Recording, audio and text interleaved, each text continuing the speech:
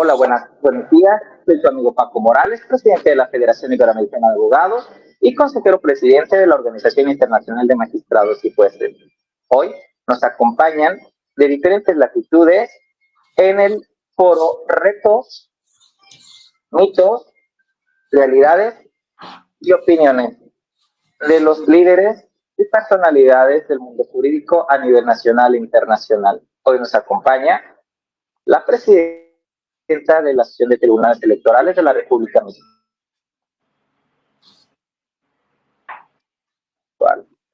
¿Cómo estás, amiga? Muy contenta, buenos días. Amiga. Perdón, es que de repente como que no, se cortó un poco el video pero estoy muy contenta, presidente, por la invitación y por la oportunidad de compartir con estos grandes profesionistas estos temas que, como dice Juan Gallegos, siempre nos obligan a seguir pensando y hablando de derecho, y bueno, compartir con ellos será una exquisitez. Gracias. También nos acompaña nuestro vicepresidente de vinculación con las Cortes de Derechos Humanos, el juez en retiro y el vicepresidente de la Corte Interamericana de Derechos Humanos, el doctor Patricio Pazmiño Freire. ¿Cómo estás, amigo? Muy buenos días. Un cordial y afectuoso saludo. Muchas gracias por la invitación y siempre es un placer participar y contribuir en un intercambio de ideas, perspectivas y enfoques que acerquen más que al derecho, como siempre he dicho, que acerquen más a la justicia, la práctica de los sistemas judiciales de nuestra región. Muchas gracias por la invitación. Gracias. También nos acompaña nuestra vicepresidenta de Equidad y Género de la FIA, la doctora Esperanza Soto Alonso, defensora pública federal desde la ciudad de Torreón, Coahuila. Gracias, muy buenos días a todos y a todas. Es un honor estar con tan distinguido panel y bueno, aquí estamos a la orden. Gracias. También nos acompaña el juez en retiro, Juan Gallegos, vicepresidente de la FIA en el estado de Coahuila, en vinculación con los jueces en retiro. Buen día a todos. Un gusto que me hayan invitado para intercambiar ideas aquí con grandes juristas. Y bueno, esperemos que lo que vayamos aquí a comentar, lo que vayamos a platicar, el intercambio de ideas, sea fructífero para todos los que nos escuchan.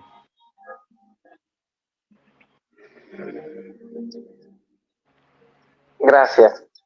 Iniciamos con un video para que entremos en el tema que será de opinión. La reforma más importante, la más importante que el presidente López Obrador busca impulsar, quizás también la más polémica, es la de cambios al Poder Judicial, con el que ha tenido ya diversos desencuentros.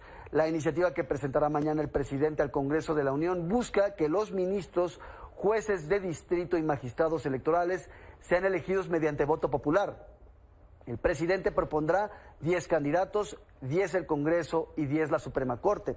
Además, pretende recortar el periodo de los ministros de 15 a 12 años y reducir el pleno de 11 a 9 ministros. También desaparecería el Consejo de la Judicatura y se convertiría en el Tribunal de Disciplina y órgano de administración, y se sancionaría a ministros que no resuelvan asuntos fiscales en 6 meses. Se les retirará también la pensión vitalicia a ministros, jueces y nuevos ministros, y no podrán ganar más que el presidente.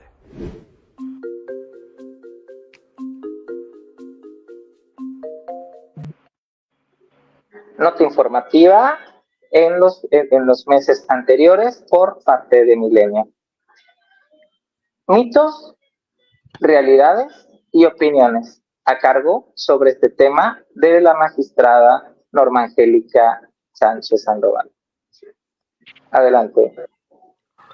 Gracias, presidente. Bueno, pues realmente primero habría que plantearnos, ¿verdad?, en esta división de poderes, entender o saber, o primero delinear, si el Poder Judicial es un órgano especializado. Y bajo mi óptica, pues sí lo es, ¿verdad? Y habrá que entender en ese contexto la necesidad o no de plantear una reforma de ese tipo. Y es que en materia electoral, porque venía también ahí magistrados electorales, en materia electoral la forma de elección de nosotros es distinta. Es decir, a final de cuentas, en el caso de nosotros ya hay un tipo de selección por parte del Senado, en esta parte, en este ánimo, en donde el Senado decide quién será magistrado o magistrada electoral en el país. Les cuento rápidamente cómo es actualmente. Primero, bueno, no pertenecemos al Poder Judicial Federal ni a ningún Poder Judicial de ningún estado. Somos órganos constitucionalmente autónomos. Nuestra esencia, nuestra naturaleza, la contiene la propia Constitución.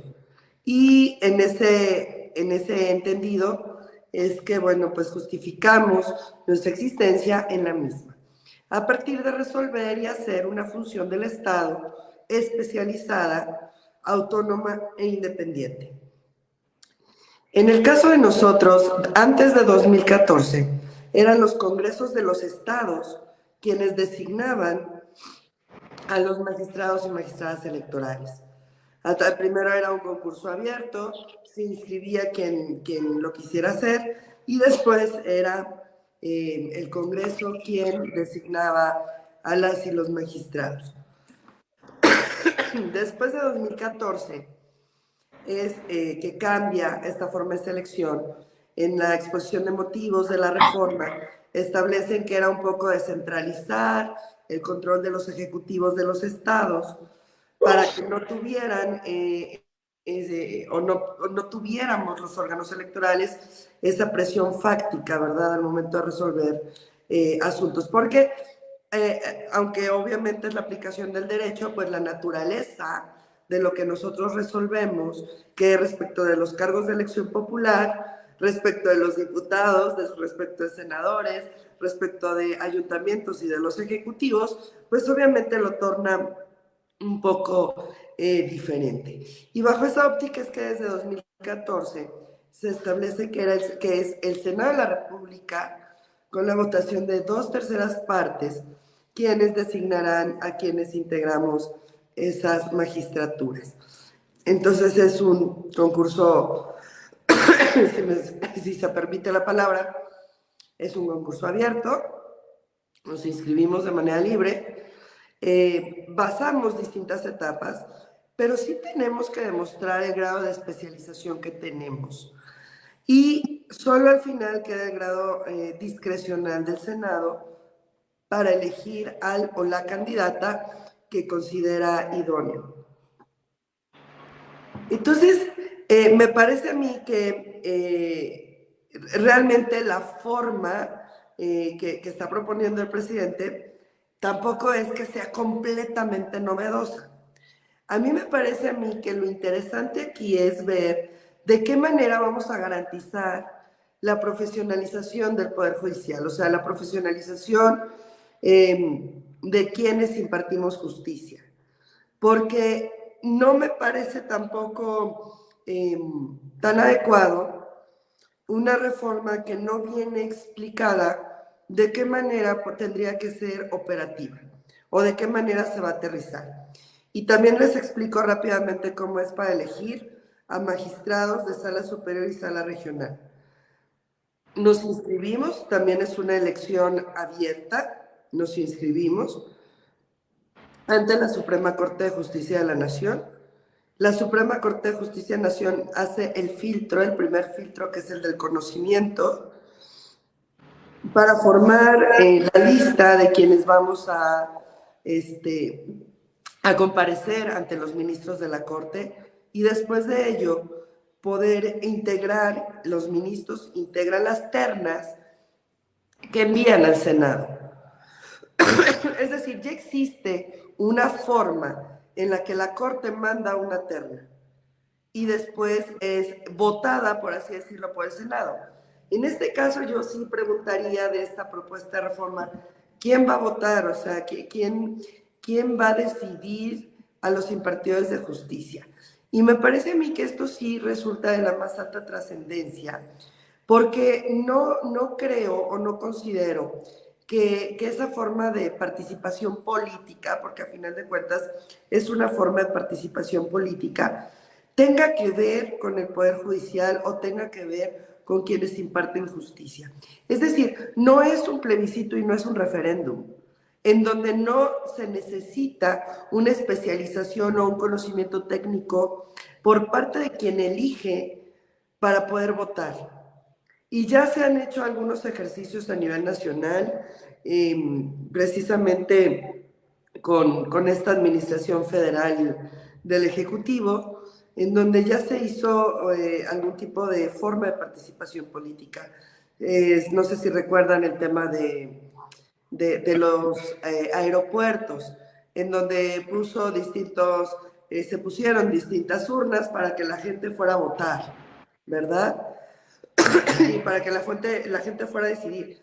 Y ahí yo me preguntaba y decía, ¿y cómo vamos a ir a votar? Nosotros que no tenemos conocimiento técnico, porque no tenemos conocimiento técnico, respecto a en qué lugar ir a poner un aeropuerto, ¿no?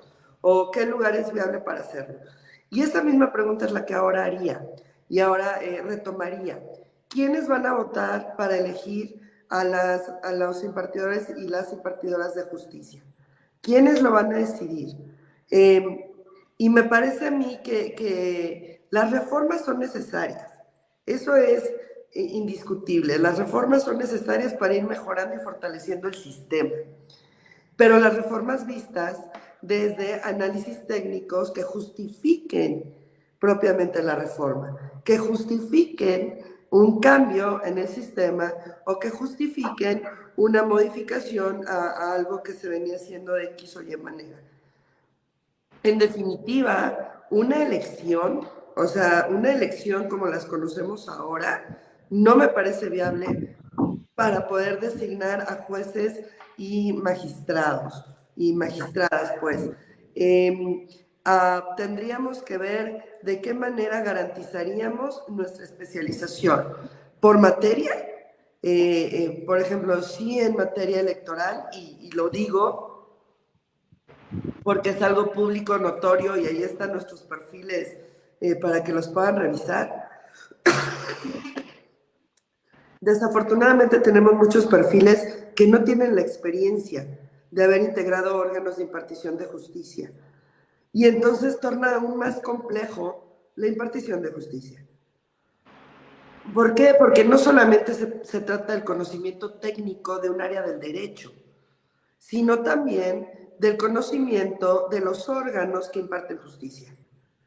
Y bueno, ahí me quedaría en una primera intervención, presidente, para que continuáramos el debate con mis demás compañeros. Gracias, mi estimada magistrada presidenta de ATAR. Le doy el uso de la voz al fiscal general del estado de Coahuila de Zaragoza, México, y nuestro vicepresidente nacional en vinculación con las fiscalías generales. Bienvenido, mi estimado doctor Gerardo Márquez Guevara. Muchas gracias, doctor. Muy buenos días a todas y a todos. Es un placer para mí participar en este conversatorio, en este evento. Estoy pendiente de los acontecimientos en relación con el tema que nos ocupa hoy. Traigo un poquito de trabajo, pero quise conectarme para saludarlos y que sepan que también nuestra institución participa también en estos eventos de gran importancia. Seguiré al pendiente por este medio. Gracias, Marco. Gracias a todos. Gracias, mi estimado doctor Gerardo Márquez Guevara, y buen viaje de regreso a tu estado. Nos vemos pronto. A continuación, le doy el uso de la voz al doctor Patricio Paz Niño Freire, pues en retiro y es vicepresidente de la Corte Interamericana de Derechos Humanos, para que nos dé su punto de vista y de opinión internacional. Muchas gracias, Paco. Y quiero reconocer la importancia del tema, no solo para la República de México, sino que es un tema que, en mi opinión, está en el centro de la atención democrática en la región. Es decir, yo alertaría de algunos elementos que hay que tomar en cuenta al tratar este tema, porque no se trata de concentrar el debate en que es bueno o es malo elegir las juezas y jueces por voto, es bueno o es malo eliminar el Consejo de la Judicatura o la Magistratura Judicial. Y creo que eso, metodológicamente, debemos reconocer que, como todos los problemas de orden social y político, al ser multicausales, tienen múltiples formas y fórmulas de solución. Es decir, no tenemos la solución o el manual para resolver estos problemas. Y por lo tanto, podemos hacer algunas aproximaciones que contribuyan para ir buscando alternativas de solución que incorporen distintos elementos. Es decir, no hay la solución, no hay la fórmula para este tipo de problemas que son multidiversos, multicausales y que por lo tanto requieren de estrategias de solución múltiples también. En segundo lugar, me parece que un debate de esta naturaleza tiene sentido si partimos de un precedente de carácter más doctrinario o dogmático, que nos permita orientar luego la discusión de los puntos específicos. ¿A qué me refiero?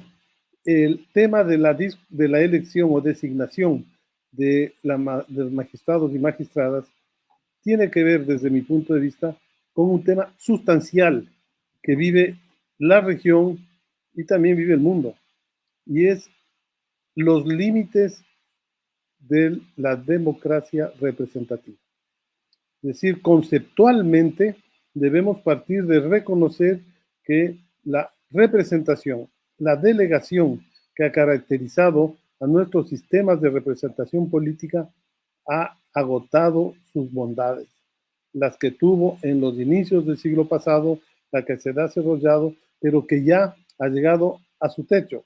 En múltiples formas se ha expresado esto: el desencanto, el desafecto de la ciudadanía a las formas de organización democrática, que está permitiendo la búsqueda de salidas autoritarias, cuando no totalmente fascistas, a la solución de los graves problemas que no logra resolver la democracia representativa. La pérdida de fe de la ciudadanía en su institucionalidad, en sus líderes políticos, en sus instituciones, en los jueces, juezas, en los legisladores, etc.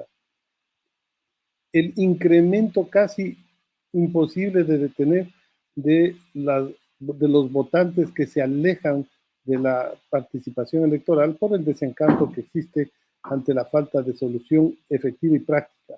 Es decir, este debate que se ha dado en América desde los 70, ya en cuanto se habló de reformular los términos de la democracia representativa, ha tenido algunos elementos constitucionales, algunos elementos dogmáticos, algunos elementos de jurisprudencia y teóricos que nos debe hacer pensar que es indispensable fortalecer la democracia a través de nuestros representantes, pero tenemos que abrir mecanismos y canales institucionales para que la gente, la ciudadanía, pueda participar, pueda tener mecanismos de rendición de cuentas a sus mandatarios, a sus dignatarios, a quienes nos representan.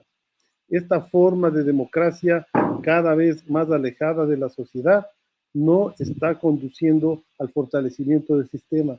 Al contrario, sigue encapsulándose en grupos, en élites cerradas, no se diga económicamente poderosas, sino a estatus, a élites que se blindan con el poder, para el poder, y que dejan a la ciudadanía fuera del acceso a elementales necesidades, de satisfacción de necesidades. Entonces, si queremos hablar de buscar mecanismos de fortalecimiento de este componente de la democracia, un componente sustancial que es la función jurisdiccional o la función judicial, yo pensaría en cómo ese mecanismo de reforma fortalece la representatividad, y eso quiere decir, sí, calidad, meritocracia, alto nivel de preparación de sus representantes, pero también a quién rinden cuentas estos representantes. Cómo el pueblo puede hacerse sentir que están de acuerdo o están en desacuerdo a quienes dieron su confianza, su apoyo o su voto. Entonces, el sistema judicial, por lo tanto, tiene ese gran desafío de repensarse ya no exclusivamente desde el ámbito de la técnica especializada y altamente capacitada que lo tiene, pero sí también en repensarse cómo este sistema se vuelve, puede parecer algo de perogrullo, pero se vuelve más humano. Órganos judiciales que representen a la gente, que dicten sentencias para la gente, que comprendan las sentencias, que no es una sentencia lo más importante o técnicamente elaborada la que se desarrolla en 120 o 200 páginas, que no las llegan a leer ni las partes interesadas, sino un sistema judicial que hace pedagogía social, que hace pedagogía ciudadana, educando a la ciudadanía a través de sentencias fáciles, comprensibles, didácticas y eficaces. Entonces, un sistema judicial, por lo tanto, no solamente se depura por la forma en que se eligen a los miembros. Sí, es muy importante, indudablemente. Tampoco un sistema judicial eleva su calidad y su contenido solamente porque se dota de importantísimos técnicos académicos o teóricos de la materia especializada. Sí es importante, pero tampoco es suficiente. Al ser múltiples los desafíos, un sistema judicial debe establecer mecanismos que permitan la calidad, la eficiencia, la eficacia, pero que además se conecte con la realidad circundante. Porque un sistema judicial que solamente se autosatisface desde la aplicación del derecho, por el derecho y para el derecho, y no para la justicia, es lo que deslegitima a esta institución ante la gente. Entonces, el mecanismo de elección, el mecanismo de rendición de cuentas debe siempre estar siendo pensado en cómo beneficia a la gente o de manera más particular, cómo beneficia a las víctimas, porque los sistemas judiciales tienen razón de ser no solamente en el arduo y trabajo importante de las juezas y jueces, sino que la razón de ser son la gente, las víctimas de ese sistema. Y mientras ese sistema trabaje arduamente, transparentemente y de manera eficaz para esas víctimas, seguramente recuperará mayores creces y valores. Entonces, esta perspectiva de debate creo que se centra en recuperar nociones efectivas de participación, que no se vea a los jueces y juezas o los organismos judiciales como esos organismos que están alejados de la sociedad, que están allá con unas togas negras y unos malletes casi celestiales, y que la sociedad y la ciudadanía está abajo, esperando su decisión. Una función judicial más humanista, más humana, más de vínculos concretos con la sociedad. Pueden ser estos jueces y juezas, en su origen, pueden ser designados por el Congreso de la República, pueden ser designados por ternas de los sistemas de función judicial, pueden ser designados por votación popular. Es decir, no creo que uno de los problemas centrales sea el punto de origen de cómo se llega a participar, a designar estos jueces, o puede ser el resultado de importantes concursos públicos de participación con escrutinio ciudadano. Ese es un tema importante a debatir, pero no es suficiente saber debatir eso. Tal vez hay que debatir también estos jueces y estas juezas, a qué ideología jurídica, constitucional y legal van a defender cuando lleguen a sus cargos? ¿Cuál es su compromiso con la Constitución de la República o con la Constitución del Estado? ¿Cuál es su compromiso con los tratados internacionales de derechos humanos? ¿Cuál es su compromiso y su visión con el conjunto de normas del derecho internacional público y del derecho internacional de los derechos humanos? Es decir, preocuparnos de que a esas judicaturas lleguen por cualquiera de los mecanismos que, mientras más transparentes, mientras más rápidos, mientras donde haya control y escrutinio ciudadano, así sea, digo, concurso, elección o cualquier otro mecanismo, la gente se sienta que no está siendo tomada por el pelo, que es mecanismo transparente, cierto, efectivo, pero que más allá de ese punto de origen, ¿qué jueces van a llegar? ¿A quién van a defender con sus togas y sus malletes? Escrutar realmente cuál es la ideología jurídica que tienen esos jueces. Porque si tenemos juezas y jueces que van en contrapelo de los preceptos constitucionales legítimamente aprobados por los constituyentes de nuestros países, obviamente que estamos llevando a juezas y jueces que van a entrar en conflicto flagrante con los principios democráticos de un orden jurídico constitucional. Por lo tanto, un tema central desde mi perspectiva es asegurarse y garantizar que quienes lleguen a las magistraturas, sean de la justicia ordinaria, penal, civil, laboral o de los órganos de justicia electoral, garanticen, demuestren claramente que su compromiso, su praxis y su concepción jurídica está íntimamente ligada con los más altos principios y valores de los derechos humanos, de la Carta Internacional de Derechos Humanos, de la Carta Constitucional del país o de la República, de los estados, en caso de la República Federal. De esa manera, nos aseguramos que cualquiera sea el punto de origen. ¿Cómo se rompe lo que algún pensador señalaba? Hay que asegurarnos, decía, que los jueces y juezas corten el cordón umbilical del cual surge.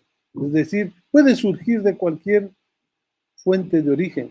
Lo importante es que ese cordón umbilical esté no constituido como un elemento de atadura.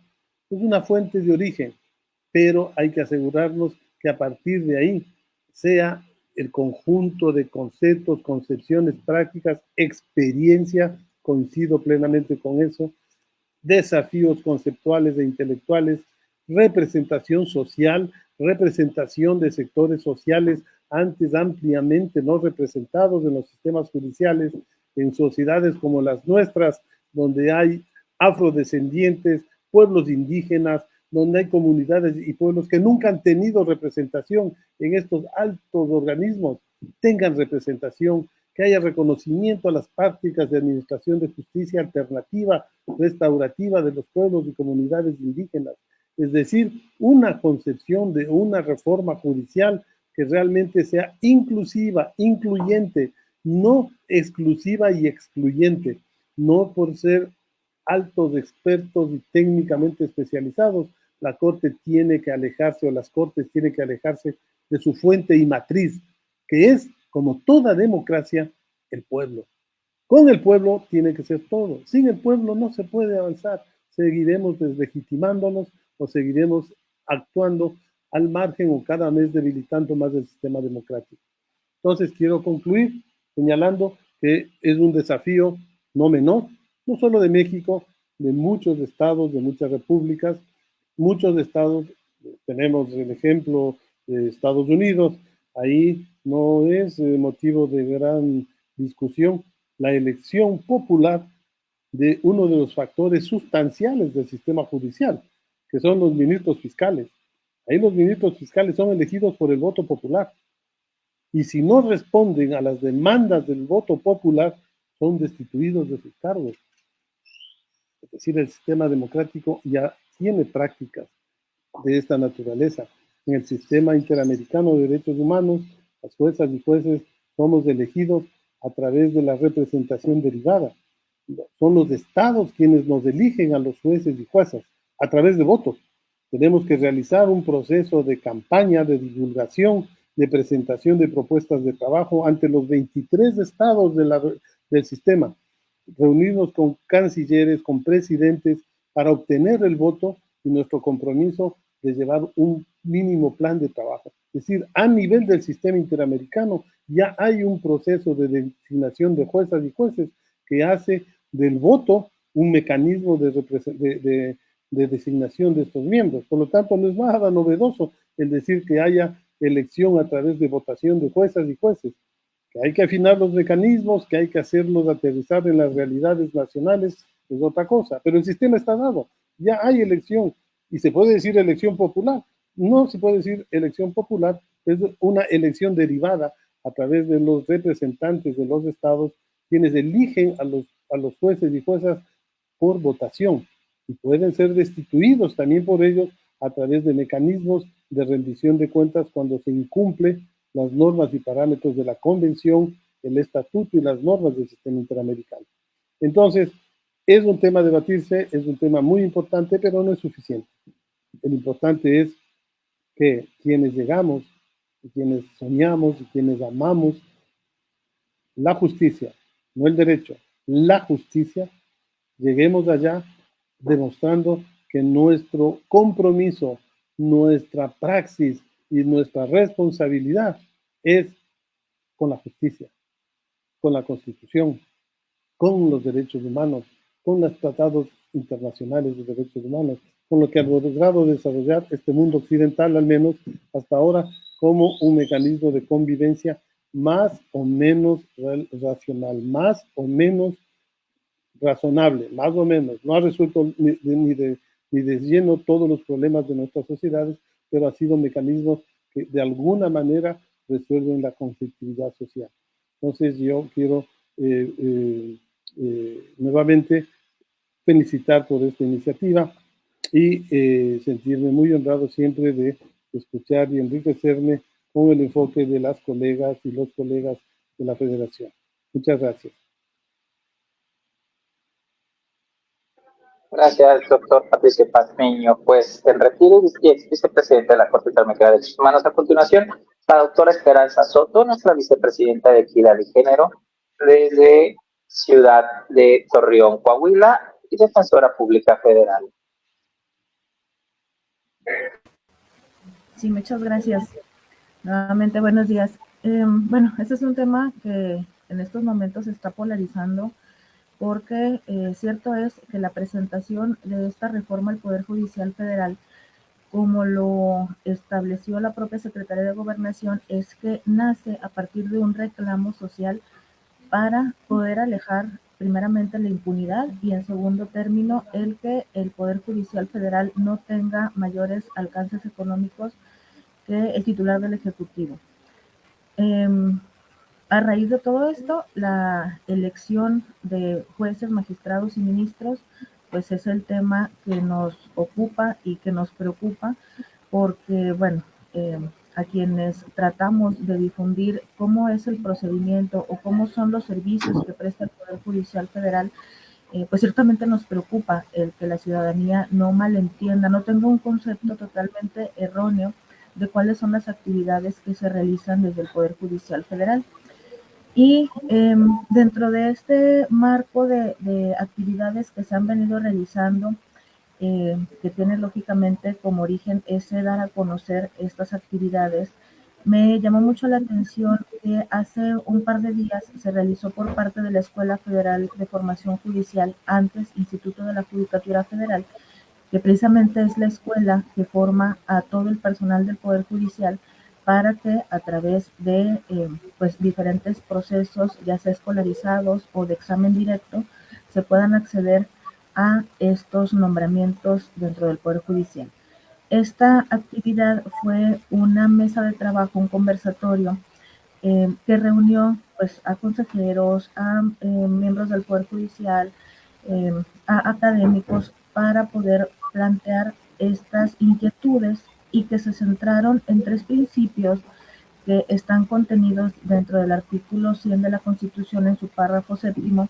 Este es el de independencia, imparcialidad y profesionalismo. considero y coincido totalmente en que estos principios tienen especial relevancia dentro de esta reforma porque no se han establecido dentro de esta iniciativa cuáles van a ser los márgenes, los parámetros para poder acceder a esos principios.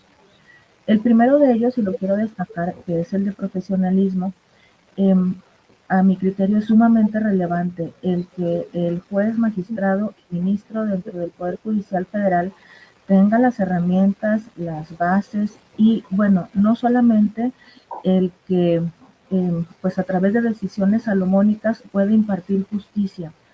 La actividad judicial, cierto, esa es una carrera como cualquier otra que una persona puede elegir llevar dentro de su vida, ¿no? Como una carrera de médico, como una carrera de docente, como una carrera de ingeniero, que por muy buena intención que se tenga de realizar, por ejemplo, ¿no? Una cirugía a corazón abierto para salvar esa vida, si no se tienen los conocimientos y las herramientas necesarias para poder llevar a cabo esa actividad, no se va a realizar de la manera adecuada. Entonces, dentro de ese profesionalismo, precisamente se busca el que el nombramiento que se expida como juez o como magistrado, principalmente, y aquí voy a acotarlo, pues tenga principalmente esos conocimientos que no se adquieren de la noche a la mañana. La carrera judicial es una carrera desgastante, es una carrera muy dura. Cierto es el que el dicho de que se queman las pestañas estudiando cobra sentido para los miembros del Poder Judicial que pues tienen que dedicar su vida al estudio, definitivamente. Y no únicamente el centrar su actividad en, pues no sé, en beneficio de las mayorías. Y dentro de este conversatorio dieron un ejemplo que me pareció fabuloso y quisiera también externarlo. El juez, el magistrado es, pues, de cierta manera como un árbitro, ¿no? Que va a escuchar a las partes que están en conflicto, que están en contienda, que están en un debate, para poder tomar una decisión que esté ajustado, lógicamente, a justicia, pero también a legalidad. ¿Sí? Es decir, el juez no se puede exceder a lo que la normativa le está permitiendo. Y esto lo hemos visto también ahorita, a ver si lo alcanzamos a tocar brevemente, en temas que últimamente están polarizando, como es el de prisión preventiva oficiosa, pero bueno, ahorita eso lo comentamos. Entonces, dentro de este conversatorio se dijo, bueno, el juez es un árbitro, pero si este árbitro es elegido por mayorías para poder cubrir las expectativas de esas mayorías que lo eligieron, vamos a ponerlo como en un partido de fútbol donde hay una parte de la afición que dice es penal y otra parte dice no es penal. Entonces no se puede someter a votación a ver qué dice la mayoría, ¿es penal o no es penal? De igual manera ocurre en una decisión judicial. No se puede dar oído a la voz de las mayorías porque el juez no está para cumplir la expectativa de una población que exige o reclama a su criterio, a su óptica, lo que es correcto resolver.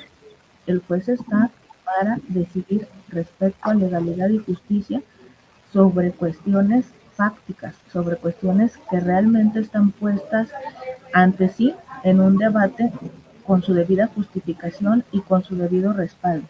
Entonces no va a poder elegir conforme a lo que la mayoría le indica. Debe de elegir, y aquí va a entrar un principio que también se debe destacar, que es el de imparcialidad. El juez debe de estar preparado para alejarse de sus propias ideologías y aprender, eso lógicamente lo va a adquirir a través del estudio para aprender cómo debe de resolver. Vamos a poner otro ejemplo, el famoso perspectiva de género, ¿no? La ideología de un juez puede ser hacia una óptica donde la mujer posiblemente tenga, no sé, un papel secundario, porque él así fue criado desde que era niño.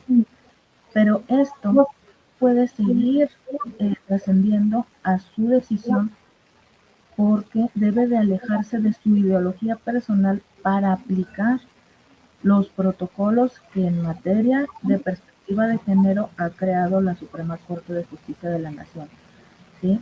Y aquí nuevamente aplicamos un principio de imparcialidad para poder tomar una decisión. Entonces, yo quisiera que pudiéramos comprender el alcance de estos principios establecidos en nuestra Carta Magna, que deben de ser no solamente vistos, deben de ser aplicados por los juzgadores del Poder Judicial Federal, y en ese sentido, pues los justiciables poder acceder a eso que van a buscar ante un órgano jurisdiccional. Dentro de toda esta capacitación también se tiene que acceder a lo que mencionaba el maestro Leoncio dentro de su discurso.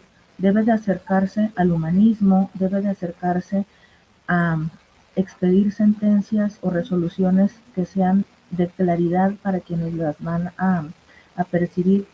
Y esto es muy fácil de poder verificar que se están llevando estas capacitaciones dentro de la página de internet de la Escuela Federal de Formación Judicial. Constantemente se está capacitando a los juzgadores en estos temas precisamente, ¿verdad? O sea, de que las sentencias sean de fácil lectura, no solamente para quienes tienen esa oportunidad de recibirlas de esta manera, como es el caso de niñas y adolescentes, sino que para todo el justiciable se tenga ese acceso a saber qué es lo que el juez le está resolviendo. Y de igual manera, esto del corte humanista también debe de ser muy visible, sin embargo, no alejándose de los principios que rigen la carrera judicial, porque esto está establecido dentro de los propios principios. El acceso a la justicia debe de ser para quien deba de recibirla. Sin embargo, bueno, también lo pongo dentro de una temática penal, que es la que me ocupa en mi ejercicio profesional. El crimen debe de castigarse, ¿verdad? Y como ciudadana lo digo, esto es básico para una convivencia, para una paz social. A mí, ¿qué más me gustaría? Que no existieran ni crímenes de secuestro, ni de delincuencia organizada, ni de todos los que comúnmente llevamos las defensas en la Defensoría Pública Federal. Pero no por ello quiere decir que cuando tengo la responsabilidad de llevar una defensa para una persona que ha cometido estos crímenes, no lo deba de hacer con toda excelencia y profesionalismo. Porque, ojo, el Estado debe de castigar a quien comete el crimen, pero no pasando por alto un debido proceso, no pasando por alto las formas establecidas en nuestra normativa para poder imponer esa sanción. En este sentido, el juez no puede ir más allá, no puede y no debe ir más allá de lo que la propia normativa le está permitiendo realizar. Y ahorita lo mencionaba, por ejemplo, en el tema de prisión preventiva oficiosa. A muchos nos parecerá, es que el juez no está aplicando la convención, es que el juez no está aplicando las sentencias de Son Pax Detectile, es que el juez, cualquier crítica respecto a su actividad o respecto a su decisión. Pero cierto es que esa decisión está sujeta, está obligado, porque el artículo 19 constitucional, que el juez que lo está aplicando no lo escribió, ¿verdad? Pues él no legisló sobre la materia, él no legisló sobre el catálogo de medidas cautelares, sobre el 167 del Código Nacional de Procedimientos Penales, y su obligación es, como lo juró cuando recibió su nombramiento, es obedecer a los mandatos constitucionales. Y nos alejamos ahora sí del buen visto que le podemos dar al juzgador, y lo vemos como, pues no sé, inhumano, o en su caso que genera impunidad si deja a alguna persona en libertad, ¿sí? Pero estos son temas relacionados con la actividad legislativa que el juez debe de acatar. Y bueno, para cerrar mi participación, el voto popular sobre el cual se establece esta reforma del Poder Judicial, a mi muy personal óptica, es ciertamente un error, ¿verdad?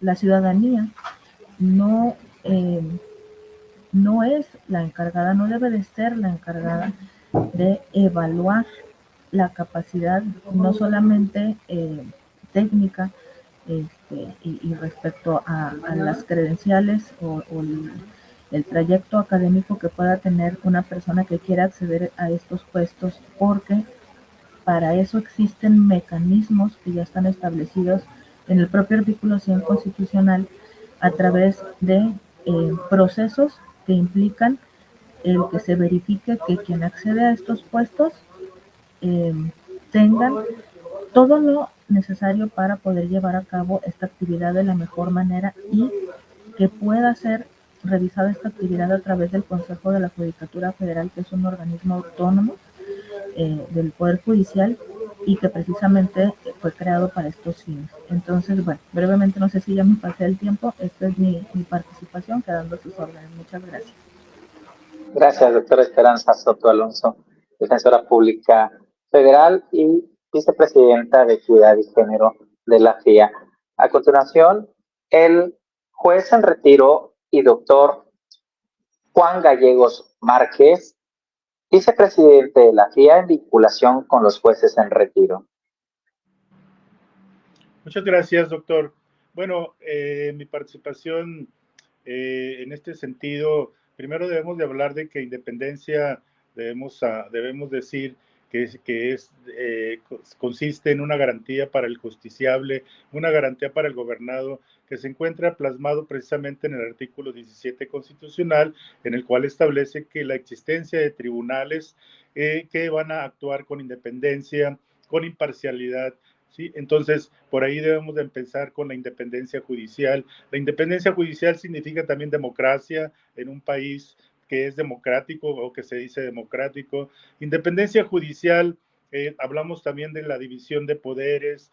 Independencia judicial, también podemos hablar de que los jueces deben de tener una seguridad en su trabajo, es decir, que su trabajo sea inamovible, a menos y que existan los instrumentos como los existen actualmente para que aquel funcionario, ya sea juez, magistrado o ministro, que infrinja alguna de las leyes o reglamentos o alguna cuestión administrativa en su función, que no lo lleve a cabo conforme a la ley, entonces pues será sujeto a un procedimiento, pero también debemos entender que debe de haber una separación completa del Poder Judicial con el Consejo de la Judicatura. Es decir, aquí la presidencia la tiene quien precisamente dirige o es presidenta del Poder Judicial de la Federación. Entonces yo considero que debe de haber un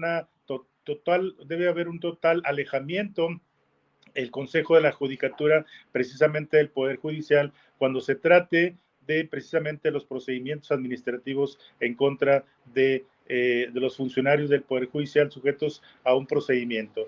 Entonces, que la división de poderes no significa que haya un alejamiento, que haya una confrontación entre ellos. La división de poderes significa que cada uno de ellos tiene su función y tiene su competencia y debe de haber una colaboración. El Poder Judicial aquí en México y en otros estados y en otros países, pues es un contrapeso contra aquellos estados donde hay un autoritarismo. Entonces, por ejemplo, veamos el caso de Perú, cuando el presidente Fujimori disolvió la Corte Constitucional, incluso llegó hasta la Corte Interamericana de los Derechos Humanos. El caso también de Ecuador, cuando el presidente Bacarám también disolvió la Corte Constitucional precisamente para que no hubiera esos contrapesos. Entonces, yo pienso que un país donde no hay contrapesos, donde únicamente imperen alguno de los poderes, pues yo creo que no vamos a poder encontrar una efectiva justicia. Entonces, para empezar, también debemos de ver que los funcionarios judiciales también deben de tener una preparación. Yo siempre he abogado y siempre he hablado para que en los estados exista una carrera judicial, existe una carrera judicial precisamente para que toda aquella persona que quiera ingresar o quiera accesar a un cargo de la función jurisdiccional tenga una preparación idónea para que cuando lleve a cabo su función, pues lo haga de la mejor manera. Entonces, por ahí debemos de empezar, porque hay entidades federativas donde no hay una escuela judicial, donde tienen acceso único y exclusivamente a un examen de méritos, pero yo pienso que la preparación debe ser constante y debe de haber, antes de ingresar, debe de haber una preparación precisamente para cuando accedes a ello, entonces ya tengas el conocimiento suficiente. Ahora bien, debemos de entender que estamos en un proceso electoral, debemos de ver que el 2 de junio tenemos una elección, entonces pues se hacen todo tipo de propuestas. Yo veo que esta propuesta de que los ministros de la Suprema Corte, magistrados y jueces sean designados por el pueblo mediante votación, yo lo veo inviable. Yo lo veo como una situación en la cual pues es una propuesta electoral, ¿verdad? ¿Para qué? Pues para atraer votos. Yo no lo veo del todo correcto. Yo estoy de acuerdo con el actual o con la actual forma de elegir a esos funcionarios. Porque si lo hacemos de esta manera, pues yo creo que no se va a elegir a aquella persona. Si lo hacemos mediante el voto de la ciudadanía, yo pienso que no se va a elegir al más competente, al funcionario más competente, sino se va a elegir al más popular. Entonces, por ahí, si queremos realmente llevar a cabo una justicia efectiva, yo creo que tenemos que encontrar los mecanismos de efectividad para aquellos funcionarios y no ir en demérito para que encontremos funcionarios que no tengan la capacidad suficiente, pero que sí tengan la popularidad suficiente para llegar a acceder a un puesto jurisdiccional que es de importantísima, es decir, es donde donde se dirimen las controversias de la libertad de una persona, donde se dirimen el patrimonio de una persona, donde se dirime los asuntos familiar de una persona, donde se dirimen los asuntos agrarios, donde se dirimen los asuntos laborales. Entonces yo pienso que esas personas deben de tener la capacidad suficiente y el voto popular, pues yo creo que no daría mérito a eso. Ahora, si queremos llegar a ello, tenemos que ir preparando a la gente, a la ciudadanía, de cómo hacer una elección en este sentido, ¿verdad? Y si es efectivo, porque llegar a ello, yo pienso que en estos momentos no es. Ahora, lo veo inviable precisamente, digo, no creo que vaya a pasar esa reforma, pero bueno, esa es una propuesta electoral que yo lo veo desde mi punto de vista. Entonces, también pienso yo que debe de haber un acercamiento del Poder Judicial hacia la ciudadanía, que conozcan los mecanismos, los instrumentos, que hay un acercamiento, veo yo el ejemplo, por ejemplo, del ministro Saldívar, que llegó a visitar un centro de adaptación para mujeres y que de ahí en adelante fueron varias las mujeres que fueron liberadas. Entonces, este acercamiento debe existir. ¿Para qué? Para que el pueblo tenga confianza precisamente en el Poder Judicial, en la justicia que tanto se clama. También debemos entender que en un asunto, en ocasiones, por cuestión de política, por cuestión de publicidad, el que lleva la mayor parte de responsabilidad ante la ciudadanía es un juez, ¿verdad? Pero nunca se toma en cuenta y nunca se dice que hay ocasiones en que la fiscalía, ante un deficiente trabajo que no se presenta ante el Poder Judicial, pues es entonces cuando no se logra un objetivo de justicia y entonces es cuando la gente se desilusiona del Poder Judicial. Pero entonces es como debemos de encontrar mecanismos para hacer ver que no únicamente hay la participación del Poder Judicial, sino que hay otras instancias de carácter administrativo, en este caso las fiscalías, cuando en ocasiones no hacen su trabajo de manera correcta. Entonces, yo creo que aquí, en primer lugar, les digo, es inviable y no creo que esta reforma en este momento vaya a pasar. Yo creo que se requieren de otros mecanismos, de preparar a la ciudadanía y ver si es viable esa reforma que se pretende a la Constitución. Eso es lo que yo puedo hablar y lo principal es una inamovilidad y que los funcionarios judiciales se sientan cómodos en su trabajo. ¿Para qué? Para que hagan una función de manera correcta, ¿sí? Bueno, eso es lo que yo puedo abonar a este tema que estamos hablando sobre la independencia judicial. Gracias. Gracias, juez en retiro. Juan Gallegos Márquez, vicepresidente de la vinculación con jueces en retiro. Vamos por la independencia judicial y por conclusiones en mitos, realidades y opiniones desde lo local a lo internacional, con la participación y conclusiones de la presidenta de la Asociación de Tribunales Electorales de la República Mexicana, la doctora Norma Angélica Sánchez Sandoval. Gracias, presidente. Bueno, pues realmente sí resulta muy enriquecedor escuchar a mis compañeros de panel. Y es que coincido con muchas de sus afirmaciones y de las aseveraciones. Y es que decían por ahí, vemos a los impartidores de justicia como inalcanzables. Efectivamente, eso no puede ser. La justicia no puede estar lejos de la realidad. Lejos, por ahí también hablaban de perspectiva de género. Por supuesto que tenemos que estar inmiscuidos, tenemos que estar cercanos a la gente. Y pareciera en muchas ocasiones, ¿verdad?, que esos ministros, jueces, magistrados, magistradas o juezas, pues no tienen tiempo precisamente de atender a la gente. Y entiendo también, o sea, están sobrepasados en la cantidad de trabajo. Y también esa es una realidad. O sea, eso es real. No podemos tampoco ver lo que es evidente. Les estamos pidiendo que nos resuelvan asuntos de manera muy rápida y que tengan y que tienen una gran cantidad de asuntos por resolver. Pero además les pedimos que sean felices para que estén armónicos en el trabajo. Y entonces, pues eso también es tiempo. Y también queremos que se capaciten. ¿Y a qué hora se van a capacitar si o trabajan o no? Y me parece que eso es una realidad. Claro que es deseable que todos los asuntos se resolvieran lo más breve que se pueda. Digo, por supuesto, la Corte Interamericana, que ve otro tipo de asuntos, tarda mucho tiempo, algunas veces, en resolver, en recabar todos los elementos necesarios para poder emitir sus determinaciones. Sin temor a equivocarme, digo que la materia electoral es la más rápida en resolver asuntos, ¿verdad? Porque el principio de definitividad nos va comiendo, nos va aplastando como una gran aplanadora en el tiempo. Entonces, bueno, la carga de trabajo es una realidad y hay que verla. El que los jueces o los impartidores de justicia en muchas ocasiones no están cercanos a la gente, también hay que verlo. Y hay que replantearlo. Porque si estamos para servir, porque somos servidores públicos, pues entonces sirvamos. Y quienes no quieran servir porque no les gusta, pues entonces, digo, me parece que podrían realizar...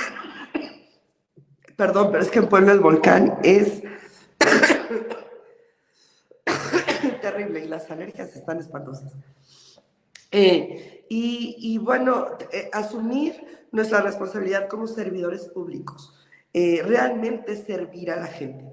Y tampoco cerrar los ojos a lo que ocurre en muchos espacios, no solo del Poder Judicial Federal, sino también del Poder Judicial de los estados, en donde vemos familias completas que no pueden trabajar en el juzgado, ¿verdad?, del titular, porque resulta que el titular es el amigo, pero trabajan completas las familias en el siguiente juzgado. Y lo cierto es que entonces, pues por supuesto que también quienes quieren acceder a formar parte de los poderes judiciales, repito, no solo del federal, también de los estatales, pues no pueden hacerlo.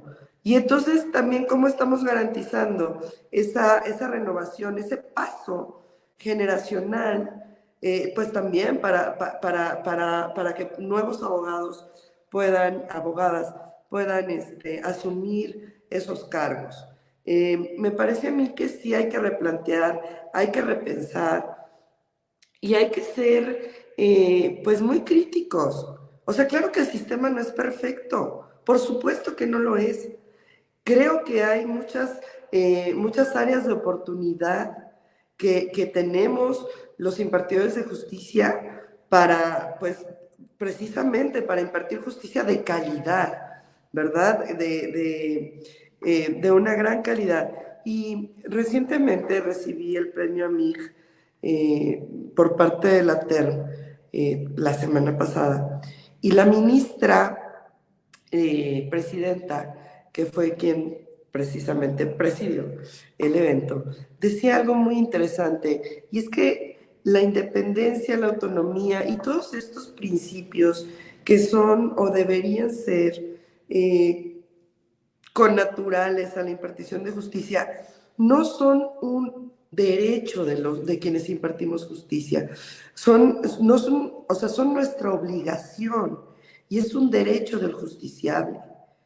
No es una canonjía que nosotros damos, es un derecho que el justiciable tiene, y el justiciable tiene toda, valga la redundancia, todo el derecho de exigirnos cuentas, efectivamente. O sea, ¿por qué? Porque hay excesos, y también hay que decirlo, y hay que reconocerlo. Decir que el sistema como está es perfecto, claro que no, no lo es.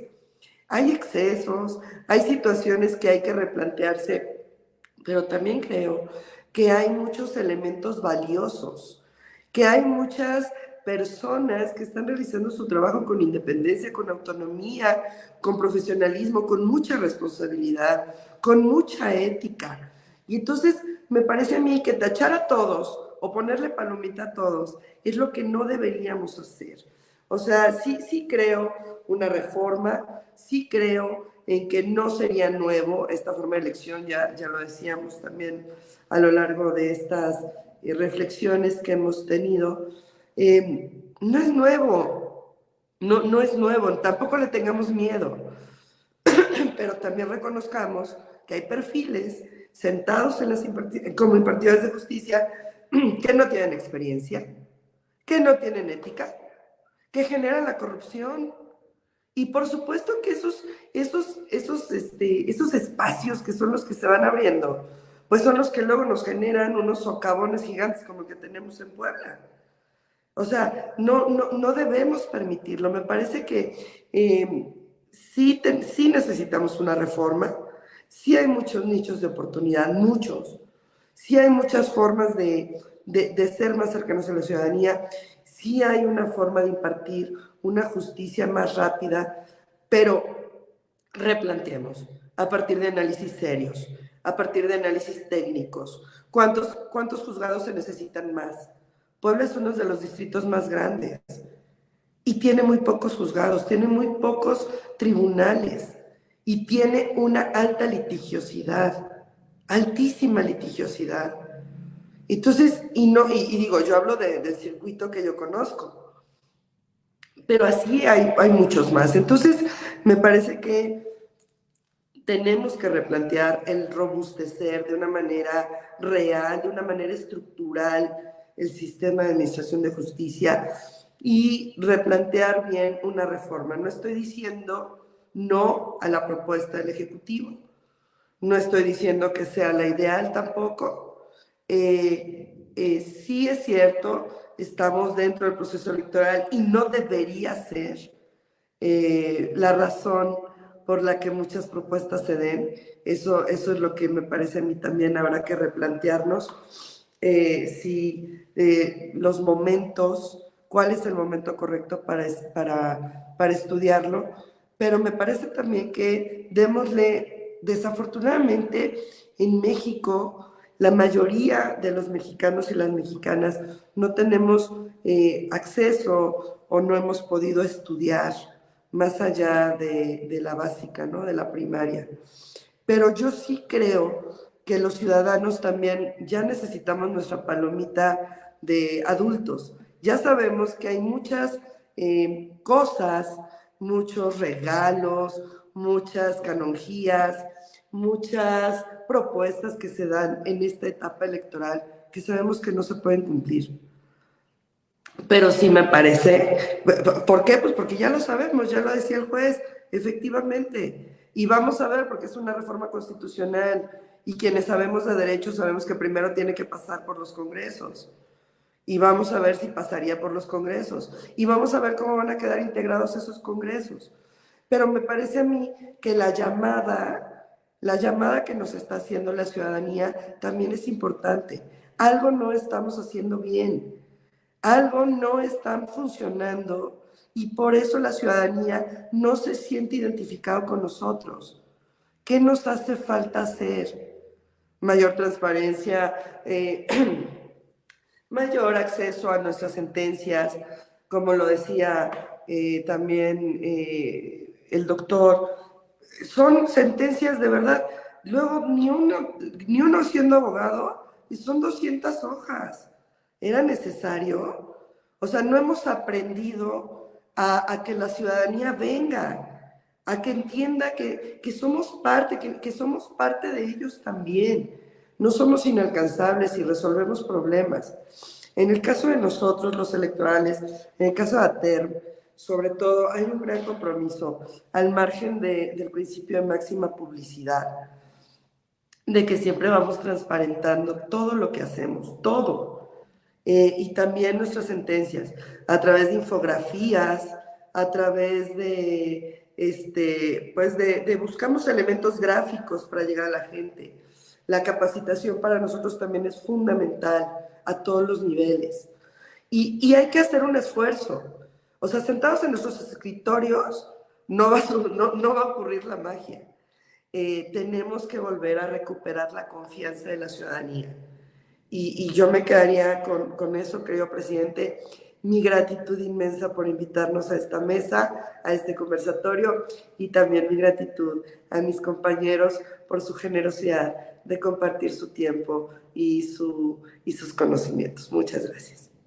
Gracias, maestra Norma Angélica Sandoval. Conclusiones para el doctor Patricio Pazmiño Freire, el cual por cuestiones de agenda se tiene que retirar. Muchísimas gracias, vicepresidente. No, a ustedes muchas gracias.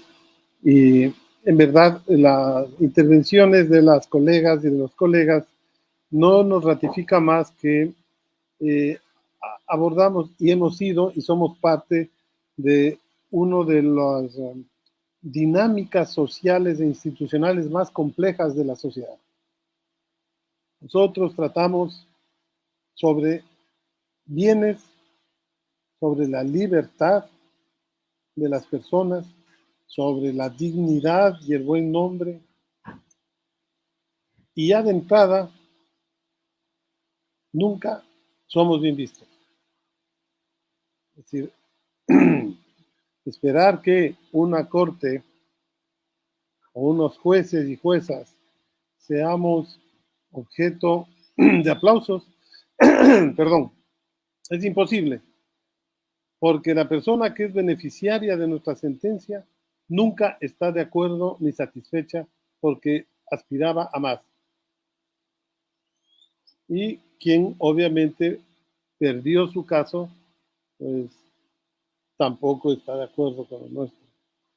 Entonces, esto de repetir constantemente que los jueces debemos asegurar la independencia judicial, autonomía interna y externa, ¿cómo logramos que no sea más allá de un discurso? Me disculpan que estoy sudando terriblemente porque estoy en una provincia que tenemos 35 grados de temperatura. Entonces, estoy agobiado con el calor. ¿Qué es lo que tenemos o deberíamos considerar? Cuando yo me refiero a una ideología jurídica, no me refiero en abstracto. Creo que juezas y jueces debemos, quienes ingresan y quienes están en el ejercicio, deben manifestar y demostrar que son coherentes con la ideología constitucional que cobija su país. No con la ideología legal, no con la norma, sino con la norma superior y suprema que tienen nuestros estados, que fueron aprobadas por el constituyente. Entonces, si tenemos mecanismos de evaluación, tenemos mecanismos de capacitación, tenemos mecanismos de identificación de la forma de pensar y actuar de las juezas y jueces, es que estos actúen de manera independiente, pero referido con la aplicación de la norma suprema. En derecho interamericano se habla de este control de convencionalidad, que es la adecuación de las normas y decisiones de órganos judiciales nacionales a la normativa internacional. Ese es uno de los grandes tamices que permite identificar que las autoridades, jueces de instancia, jueces federales y jueces nacionales han demostrado que son coherentes en su compromiso ideológico, no con los derechos, sino con la justicia, con la Constitución. Por lo tanto, eso creo que es capital para poder asegurar la independencia de la actuación interna en los fallos y decisiones debe ser además verificada y controlada por la instancia constitucional pertinente. Solamente con un control constitucional, por eso somos estados constitucionales de derecho, la Constitución es la que va a asegurar en la revisión de esas decisiones que se ajuste y se adecue a lo que el constituyente plasmó en la Constitución. Eso es lo que tenemos que hacer. Ahí nos asegura la independencia interna. Ahí asegura que no estemos fallando a favor del sultano o mengano o del partido político que esté o no esté en el poder, sino de la Constitución. El momento en que valoramos nuestras actuaciones a la norma suprema, estamos asegurando nuestra independencia, ya no como título, sino como praxis. Y como hay la obligación de juezas y jueces de todos los niveles, deben hacer aplicación de la norma constitucional por sobre la legal, porque la legal está sujeta a la manipulación política en el Parlamento. La legal muchas veces termina siendo un amasijo de normas hechas a propósito para que no sean aplicables o que favorecen a determinados intereses. Pues tenemos el sistema constitucional y democrático que rige nuestras naciones, que debe ser el faro de luz que nos guíe. No es otra cosa que un sistema judicial bajo la luz y la guía de la Constitución. Y obviamente a quien ha firmado la Carta de la OEA y los tratados internacionales, también de adecuación a las normas, decisiones y doctrina del sistema interamericano, aplicando el control de convencionalidad. Esos dos factores, control de convencionalidad, control de constitucionalidad, son los factores que podrían y deberían ayudar a regular las actuaciones de juezas y jueces, a darles efectiva transparencia, calidad y efectividad.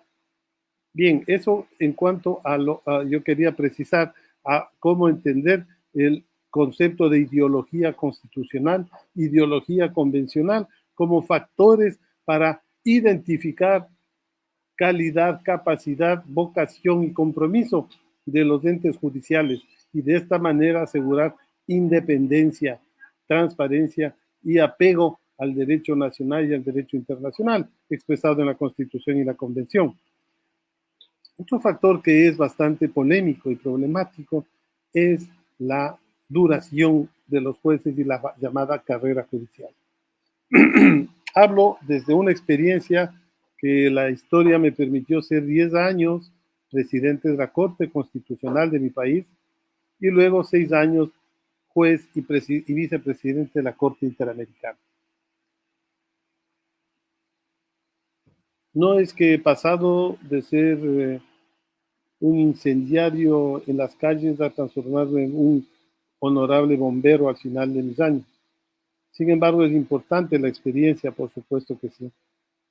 Pero esta noción, creo que yo no estoy aquí planteando que debe ser de esta u otra manera, a pesar de, además de que es mi forma de pensar, simplemente los pongo como tips para el análisis y la reflexión.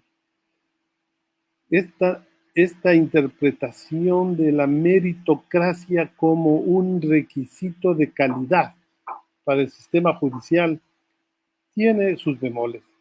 Tiene sus bemoles porque segmenta a la sociedad entre quienes tienen la posibilidad de tener acceso a la formación, a la capacitación, a quienes tienen acceso a hacer sus posgrados, y dentro de los que tienen acceso a hacer los posgrados, el doctorado, para poder acceder jerárquicamente a niveles superiores en la carrera judicial.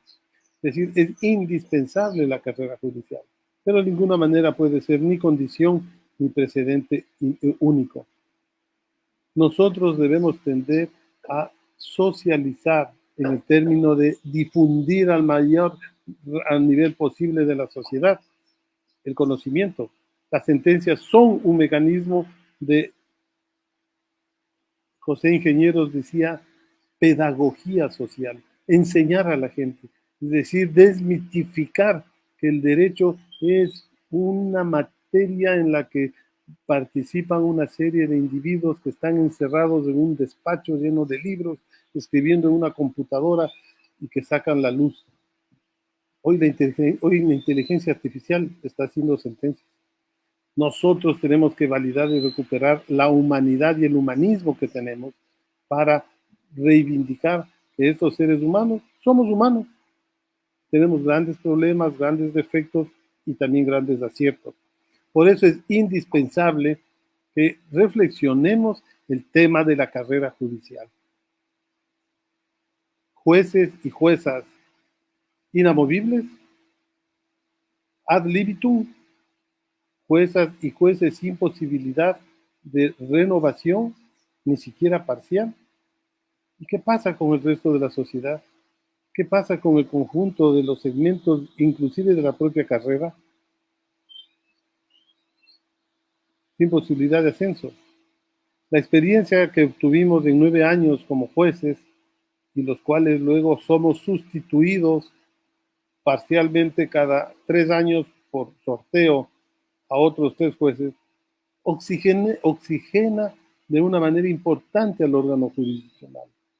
El mantener a los mismos juezas y jueces de manera vitalicia enquilosa la aplicación, la reflexión y la práctica del derecho. Es indispensable que este derecho, como es evolutivo, vivo, se vaya reformando, reciclando, y que otras lecturas, otras formaciones, más hoy con las carreras informáticas, enriquezcan la función judicial, el pensamiento, la reflexión. Entonces, yo sí estoy completamente convencido que las renovaciones parciales de los órganos jurisdiccionales son importantísimas. Caso contrario, podemos llegar al absurdo, que no me voy a referir a países en específico. En algunos casos, 4 personas son jueces de la Corte Suprema, inamovibles hasta cuando se jubilen o fatalmente pierdan la vida. Y toda una sociedad académica, toda una sociedad del pensamiento, toda una sociedad que ha desarrollado en el mismo ámbito judicial, jamás tendrá la posibilidad de tener una representación en esos ámbitos. Es decir, una función judicial no puede estar anquilosada en conceptos decimonónicos. Y tampoco podemos asumir acríticamente las experiencias tanto eurocéntricas como anglosajonas. Es importante que nosotros podamos recuperar iniciativa propia, juezas y jueces que roten, que tengan un periodo. Mi experiencia me da que 9 años es más que suficiente periodo para haber podido desarrollar lo que uno aprendió, los conceptos y causas que desarrolló y lo que puede haber aportado. Más allá de 9 años, que se renove, que se oxigene, que venga nueva gente, nuevos enfoques, diferentes y contradictorios inclusive, pero que se modifique esa estructura. Por lo tanto, a la Corte Interamericana es así, son 9 jueces que duran 9 años en sus cargos, pueden ser reelegidos una sola vez, que me parece lo correcto. Yo no sé quién quiere aceptar, porque realmente es tedioso, agobiante, pero se puede estar hasta 12 años en la Corte Interamericana y nunca más pueden ser reelegidos. Entonces, ese lapso de 12 años es realmente más que suficiente. La mayoría ya se jubila después de eso, pero pensar en más allá de eso es enquilosar un órgano judicial y no enriquecerlo, nutrirlo, actualizarlo, vivificarlo con las nuevas corrientes, con los nuevos problemas que suscitan en la sociedad y que requieren una mentalidad abierta, cambiante, y no la aplicación de esquemas tradicionales.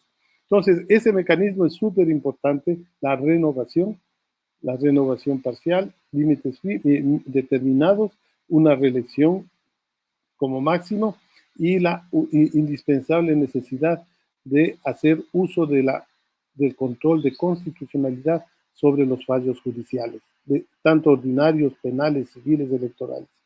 El control constitucional es la única garantía que permite asegurar la independencia de la actuación judicial de juezas y jueces, porque en el caso de ustedes, es la Corte Suprema quien hace el control constitucional. En el caso de mi país, Ecuador, y otros sistemas, es la Corte Constitucional como órgano de cierre del sistema que hace control constitucional a todos los fallos de la función judicial, inclusive incluidos Corte Nacional o Corte Suprema. Pero es ese el tamiz que permite asegurar independencia, eficacia y efectividad, pero tampoco es suficiente, pues también tiene que ver quiénes llegan a esas instancias al final de cuentas.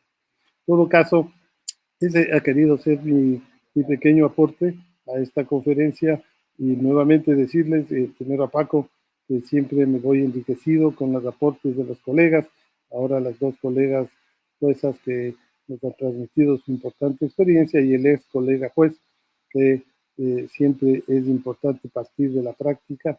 La experiencia ayuda y enriquece muchísimo para mejorarnos. Así que gracias y pues siempre estaré a las órdenes. Gracias, doctor Patricio Palviño Freire, juez en retiro de la Corte Interamericana de Derechos Humanos y expresidente de la Corte Interamericana de Derechos Humanos, y nos honra en ser integrante de la FIA como vicepresidente de la FIA en vinculación con las Cortes de Derechos Humanos. Muchísimas gracias, amigo. Buen día. A continuación, la doctora Esperanza Soto Alonso con sus conclusiones hasta por 3 minutos. Muchísimas gracias. Muchas gracias nuevamente. Bueno, insisto, es un tema bastante interesante y que las opiniones siempre van a estar pues divididas, ¿no? Parte de participar en estas mesas, en estos conversatorios, es las opiniones tan enriquecedoras que el honorable panel nos presenta, y dentro de ellas a mí me llama mucho la atención y quisiera compartir un poquito acerca de esto, pues sobre todo desde el tiempo que he tenido a bien desempeñarme como servidora pública del Poder Judicial Federal. Ya este año cumplí 17 años en las que puedo decir que el ingreso a esta institución fue por medio de un examen. En este examen se emite una terna de 3 personas, sobre las cuales en aquel entonces mi titular, que estaba en Asesoría Jurídica Federal, fue quien eligió, ¿verdad? Quién se iba a quedar para el ingreso a este nombramiento. Y sobre esto es lo que quisiera yo hablar respecto al error que pudiera el Poder Judicial en algún momento reconocer, y que sí sea materia de reforma, incluso, ¿por qué no?, si hay alguna responsabilidad administrativa o penal al servidor público en específico que ha llevado a cabo una conducta contraria a nuestra normativa o incluso a leyes de corte penal, pues debe de asumir esa responsabilidad. Pero no por ello, ahora sí que catalogar a todo un Poder Judicial Federal, a toda la institución y a todos los servidores públicos que formamos parte, pues como una institución la cual requiere un cambio estructural a grado de que las elecciones de jueces, magistrados o ministros sean mediante el voto. Uno de esos reconocimientos, y lo valoro y lo puedo observar, y también quisiera poderlo externar para que no solamente se quede en esta mesa, porque pues sé que no hace falta el que así lo expresemos, porque es de conocimiento de los panelistas, sino para que llegue a todo público en el tema de nepotismo. Sí, cierto es el que mucho se habló y mucho se ilustró en medios de comunicación cómo había estas redes familiares dentro del Poder Judicial. Hoy en día este error se ha reconocido e incluso hay un censo respecto a relaciones familiares que tenemos que estar actualizando por lo menos cada 6 meses, y es de carácter obligatorio. Y En este sentido, por ejemplo, si yo tuviera a mi hijo que estudió y egresó de la carrera de Derecho, yo por ningún motivo puedo acercarme a un titular para decirle, oye, mira, te tengo esta propuesta. Porque si él no cumple con los parámetros que se han establecido para el ingreso de personas al Poder Judicial Federal, incluso desde oficial judicial, esta persona no va a ingresar. ¿Y cuáles son esos parámetros? A través de el curso, es decir, a través del sistema escolarizado o del examen de conocimientos y psicométrico. De esta manera ingresa a las listas de las personas que ya tienen las capacidades para poder acceder, como digo, incluso un puesto de oficial judicial para poder, en su caso, recibir un nombramiento. Lo mismo va a ocurrir con actuarios, con secretarios y, ¿por qué no?, hasta jueces y magistrados han estado en espera para poder recibir un nombramiento. Entonces, este tema lo destaco por la relevancia de reconocer el error del que nos habló la magistrada Magda, y sobre cómo el Poder Judicial, al menos dentro de esta parte, sí está llevando a cabo esa visualización de lo que la ciudadanía quiere y que le ofrezca una transparencia respecto a esas elecciones. Bueno, más bien respecto a sus nombramientos, para decirlo con mayor precisión.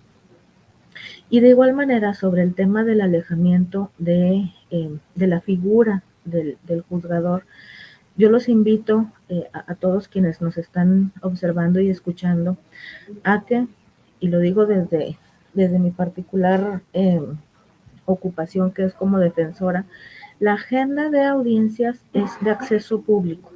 Basta con que en el buscador que ustedes tengan en su computadora tecleen agenda SIGESCA y les va a aparecer todo el catálogo de centros de justicia penal federal que existen en la República Mexicana. Y bueno, vamos a poner un ejemplo de unos con mayor carga de trabajo. Los invito a que, por ejemplo, vean Tijuana o Torreón para que podamos observar la cantidad de trabajo que tiene el órgano, el centro de justicia.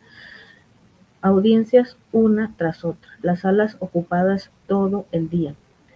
Y esto lo destaco porque ciertamente hoy en día ya no se puede acceder en materia penal a un juzgador para una cita en privado, pero sí se puede acceder siempre y cuando concurran ambas partes, es decir, la fiscalía y la defensa, para temas, bueno, con cierta reserva. Y al mismo tiempo existe un principio dentro del sistema penal acusatorio que es el de inmediación. Tenemos esa cercanía al juez porque nuestras audiencias se llevan a cabo frente al juez. Esto cuando somos partes. Adicionalmente, tenemos un principio de publicidad donde quien desee observar la actividad jurisdiccional puede acudir al centro de justicia, registrarse para poder ingresar a la audiencia y durante todo el día puede darse un buffet, un banquete que no tiene ningún desperdicio respecto a lo que se lleva a cabo en una audiencia dentro de un centro de justicia penal federal en toda la República Mexicana. Entonces, bueno, esto lo traigo a colación para poder también invitar a todos los que nos estén escuchando, al público en general, a que pues puedan revisar cuál es la actividad de un juzgador dentro del Poder Judicial Federal, haciendo esta invitación lógicamente desde el ámbito penal, que es el que me desempeño y pudiera decirles con mayores conocimientos que es lo que podemos apreciar dentro de esta actividad jurisdiccional. Y bueno, nos vamos a dar cuenta de la necesidad de que se sigan atendiendo los principios establecidos en nuestra Carta Magna para la selección de jueces y que estos siempre tengan como origen una carrera judicial en las que estén ya debidamente examinados, no solamente en cuanto a sus conocimientos, sino también dentro de su trayectoria dentro del Poder Judicial de la Federación. Y bueno, nuevamente mi gratitud, mi respeto a los honorables compañeros que se encuentran aquí en el panel, al doctor Juan Gallegos, que pues fue mi maestro dentro de la maestría y el doctorado, a quien lo aprecio también bastante, y con mucho respeto a la magistrada Norma y a nuestro honorable líder de la FIA, el doctor Paco Morales, un abrazo. Bueno, ya se retiró por motivos de trabajo el doctor Paz Niño, pero también toda mi gratitud para todos ustedes y todos quienes tengan a bien ver este conversatorio. Muchas gracias. Gracias, doctor Esperanza Soto Alonso. A continuación, conclusiones hasta por 3 minutos. Al juez en retiro, Juan Gallegos Márquez. Bien, pues en mis conclusiones coincido con la magistrada en que la independencia judicial corresponde a los justiciables, pero también debemos ver que la independencia judicial lo podemos hablar desde el punto de vista del juzgador, en el cual pues tiene que tener una seguridad en su trabajo. Yo sí pienso que la inamovilidad de los funcionarios hasta ciertos cargos debe de existir, precisamente porque si tenemos un funcionario judicial que es apto y que está haciendo su función en debida forma, entonces no tenemos, o sea, no se tiene por qué abandonar ese cargo del cual está haciendo un trabajo efectivo, porque llega otro y probablemente no haga el trabajo que el anterior estaba haciendo. Entonces, pues ahí sí ya la cuestión de la función judicial ya merma en cuanto a la administración de justicia. Entonces yo pienso que sí debe de haber, como lo tenemos ahorita actualmente en algunos cargos, para jueces y magistrados se les da un nombramiento de 6 o no sé cuánto tiempo se les da, y posteriormente hay una reelección, digámoslo, de este punto de vista, y ya se hace inamovible ese cargo. Entonces yo sí pienso que debe de haber una estabilidad en el juzgador precisamente para que haga su función y tener todas las garantías en cuanto a su salario, en cuanto a su estabilidad, para que pueda llevar a cabo una función excelsa. Entonces, también vemos que hay instrumentos, por ejemplo, el juicio de amparo, en el cual pues es un instrumento, una herramienta eficaz, pues cuando no los conceden, pero hay ocasiones en que un juicio de amparo dura más tiempo que un juicio ordinario. Digamos, a mí me tocó ver cuando estuve en Saltillo, que un asunto duró en primera instancia, segunda instancia, 1 año, pero en el juicio de amparo duró 3 años ese juicio. Entonces, la gente se desgasta. ¿Y cuál eran esos? ¿Por qué duró tanto tiempo? Porque hubo como 4 o 5 amparos y los concedidos eran para efectos. Entonces, es ahí donde yo no estoy de acuerdo con los tribunales de amparo, con todo respeto, en esos amparos para efecto. ¿Por qué? Porque debemos privilegiar el fondo. Si ellos, yo les decía, si ustedes ya tienen la resolución del fondo, pues de una vez denla, ¿no? Es decir, pero ellos apelan a que no pueden sustituir a la autoridad. Pero yo creo que al justiciable, yo creo que al gobernador no le interesa quién emita esa resolución, si lo que quiere el justiciable es que se emita una resolución favorable a sus intereses. Entonces, yo pienso, ¿verdad?, que también sí se debe de haber una modificación, debe de haber que se verifiquen algunas de las normas establecidas en la función judicial, ¿verdad? Ahora bien, en cuanto a la propuesta de que el voto popular sea el que elija a ciertos funcionarios judiciales, se lo reitero, yo lo veo inviable en este momento, ¿verdad? Tiene que haber una capacidad, yo pienso que debe de haber a la ciudadanía dar a entender de qué se trata primero la función jurisdiccional, porque me imagino que si lo ponemos al año que entra, a los 2 años, pues entonces la gente no va a saber precisamente de qué se trata una elección de magistrados. Pienso que esa propuesta pues fue más que nada una cuestión electorera, una cuestión de que a cierto grupo político, a ciertas personas no les gustaban las resoluciones del Poder Judicial, y fue cuando pues entró en esa dinámica de hacer ver a la ciudadanía que lo importante para que el Poder Judicial funcionara era el voto popular. Pero yo pienso que en este momento no es así, sí se deben de cambiar, sí debe haber una reforma al Poder Judicial, desde la desincorporación, desde la emancipación del Consejo de la Judicatura, donde ya sea autónomo plenamente el Consejo de la Judicatura, porque podemos ver que en la mayoría de los estados el Consejo de la Judicatura lo preside el presidente precisamente del Poder Judicial. Entonces estamos hablando de que en algún procedimiento administrativo, quien inicia el procedimiento pues es precisamente el presidente del Consejo de la judicatura. Entonces ahí se están convirtiendo en juez y parte. Entonces por ahí debemos de ver algunas cosas. Entonces, pues sí, yo pienso que en este momento es inviable esa postura. Sí debe de haber cambios también en los procedimientos. La gente no confía en las autoridades jurisdiccionales precisamente porque los juicios son muy largos, no hay las herramientas suficientes, no creen precisamente en los juzgadores, en por qué un asunto puede durar hasta 3 años, 4 años, 5 años, sin que tengan una respuesta válida, ¿verdad? Entonces van cambiando de abogado y abogado precisamente porque no encuentran una respuesta satisfactoria, y todo recae precisamente en la función jurisdiccional. Entonces, sí tiene que haber algunos cambios, pero en ese punto, en cuanto a la elección de jueces, magistrados y ministros, no creo yo estar de acuerdo, no creo que sea viable en este momento, ¿verdad?, de una cuestión de carácter electoral. Entonces, ese es mi punto de vista.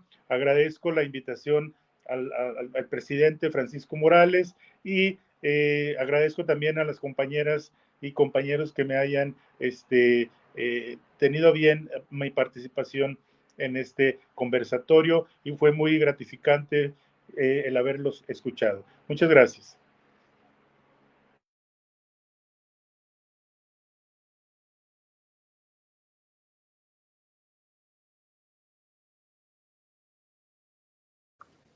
Está apagado tu audio, presidente.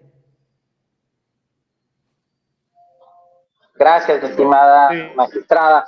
Gracias a todas y a todos por conversar en este conversatorio de independencia judicial. Obviamente defenderemos la presunción de inocencia, el debido proceso, y tendrá el Poder Judicial un aliado estratégico, y obviamente la Federación Iberoamericana de Abogados, desde México y en los 4 continentes donde tenemos presencia, y con nuestros aliados, la Organización Internacional de Magistrados y Jueces, la Asociación de Tribunales Electorales de la República Mexicana y las y los integrantes de la FIA, desde lo local a lo global, en este conversatorio, mitos, retos y opiniones de los personajes nacionales e internacionales que avalan su opinión en este evento. Muchísimas gracias a todas y a todos, y nos vemos en el próximo conversatorio internacional.